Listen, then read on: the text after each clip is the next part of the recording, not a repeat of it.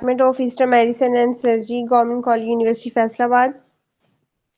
میرا جو آج کا ٹاپک ہے وہ ہے مایوکارڈیل انفارکشن کے بارے میں، جس سے ہم یوزلی جو ہے وہ ہارٹ اٹیک بھی کہتے ہیں۔ تو سب سے پہلے مایوکارڈیل انفارکشن یعنی ہارٹ اٹیک ہوتا کیا ہے؟ تو اس میں جو ہارٹ ہے اس کے ایک پارٹ کے اندر جو ہے بلڈ سپلائی جو ہے وہ اس میں بلاکیج آ جاتے ہیں، اور یہ بلاکیج یا تو ایتھیروسکلروسس کی وجہ سے ہوتا ہے یا پھر اکلین آف این آرٹری کی وجہ سے ہوتا ہے، جو کہ امبولنس یا تھرومبس کی وجہ سے ہوتی ہے۔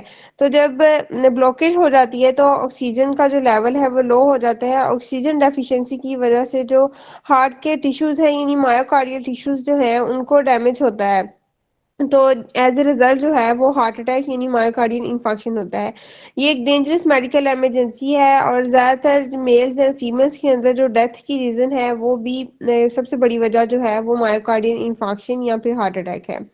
اگر ہم اس کے جو ہے کازز کی بات کریں کہ مایوکارڈین انفارکشن کی کازز کیا ہیں، تو ٹوبیکو اسموکنگ جو ہے، اس کے علاوہ ہائپر ٹینشن جو ہے، ڈرگ ابیوز ہے، اوبیسٹی ہے، اسٹریس لیول کا زیادہ ہونا ہے، یا پھر الکوہل کے زیادہ استعمال کی وجہ سے، اور ایج اسپیشلی جو ہے میل کے اندر یعنی جیاٹرک ایج یعنی بڑھاپا، خاص طور پر میلز کے اندر جو ہے وہ ایج کا فیکٹر زیادہ انوالو ہوتا ہے۔ اس کے بعد جینڈر ڈائبٹیز جو ہے وہ بھی اس کے اندر آ جاتی ہے۔ اس کے علاوہ LDL یعنی لو ڈینسٹی جو ہے اس کا ہونا، اس کے علاوہ ٹینشنز وغیرہ، یا پھر الکوہل کا زیادہ استعمال کرنا، ہائپر لیپوپروٹینیمیا جو ہے وہ بھی اس کی ریزن ہو سکتی ہے، family history of ischemic heart disease, یا پھر ہائپر ہوموسسٹینیمیا جو ہے، یا پھر کرونک کڈنی ڈیزیز جو ہے، یہ ساری جو ہے مایوکارڈین انفارکشن یا ہارٹ اٹیک کی وجہ بن سکتی ہیں۔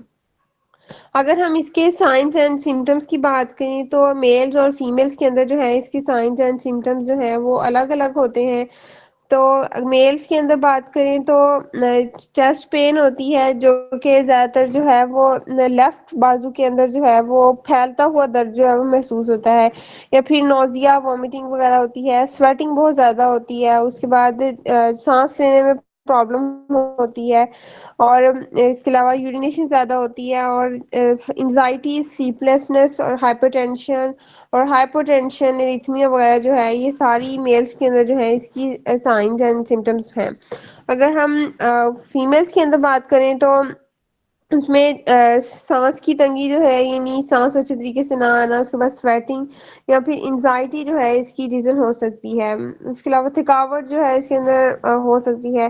اس کے علاوہ ادر سمٹمز کی بات کریں تو ویکنیس ہو جاتی ہے، تھوڑا سا سر میں درد بھی ہوتا ہے، پالپیٹیشن ہوتی ہے، سویٹنگ انکریز ہو جاتی ہے، چیسٹ پین جو ہے یہ وومن کے اندر لیس ہوتی ہے، بٹ یہ کامن سمپٹمز ہے جو کہ اس کی وجہ سے ہو سکتی ہے، ویکنیس، فٹیگ اور ڈسپینیا وغیرہ۔ اگر ہم اس کی کمپلیکیشنز کی بات کریں تو اس کے اندر اریتھمیا آ جاتا ہے، یا پھر کارڈیوجینک شوق وغیرہ 10% تک ہو سکتا ہے، کنجسٹیو ہارٹ فیلئر ہو سکتا ہے، تھرومبو ایمبولزم ہو سکتا ہے، یا 5% تک رپچر ہو سکتا ہے، 5% تک پیری کارڈائٹس جو ہے وہ بھی اس کی وجہ سے ہو سکتا ہے۔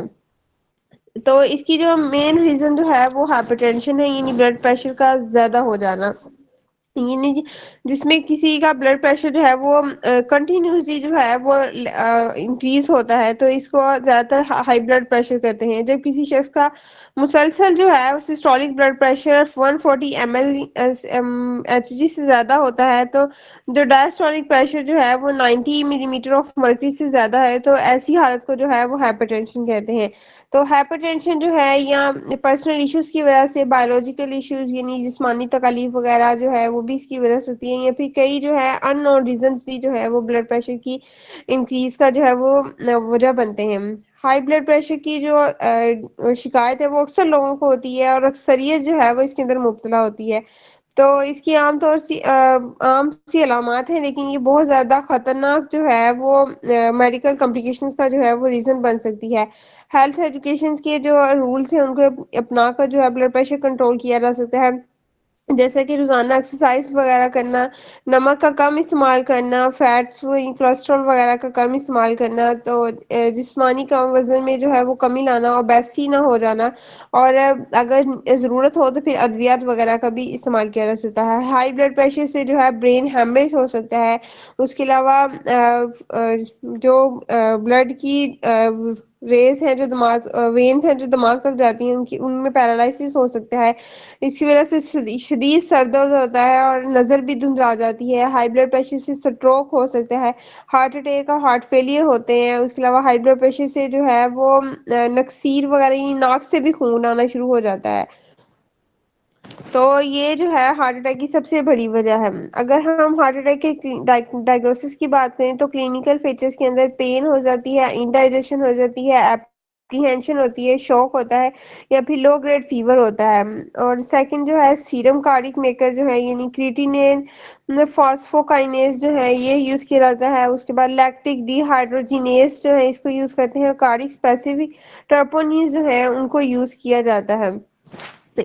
تھرڈ پہ جو ڈائگنوز کرنے کے لیے وہ ای سی جی چینجز ہیں، یعنی ایس ٹی سیگمنٹ سیلیویشن یا ٹی ویو انورئر یا اپیرنس ہوتی ہے وائٹ ڈیپ کیو ویوز، یعنی یہ ای سی جی کی ٹرمز ہیں جو کہ استعمال ہوتی ہیں۔ T waves, S T segments یا پھر کیو ویوز وغیرہ جو ہیں یہ ساری ای سی جی کی ٹرمز ہیں جو کہ ای سی جی کے اندر پڑھ سکتے ہیں۔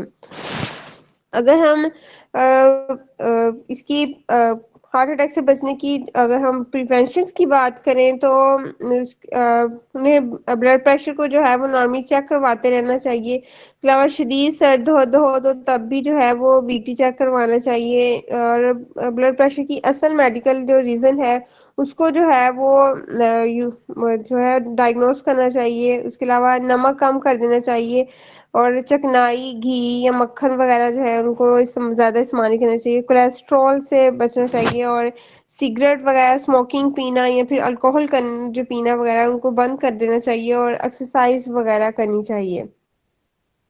اس کے بعد کاؤنسلنگ جو ہے اس کے اندر بہت زیادہ امپورٹنٹ ہوتی ہے۔ لائف سٹائل میجرز جو ہیں انوالو ہوتے ہیں، اسموکنگ سیسیشن ہو سکتی ہے، الکوہل انٹیک کو اوائڈ کرنا چاہیے۔ ڈائٹ اور نیوٹریشن کے ذریعے جو ہے ہم اسے کنٹرول کر سکتے ہیں، یا پھر سالٹ جو ہے اس کو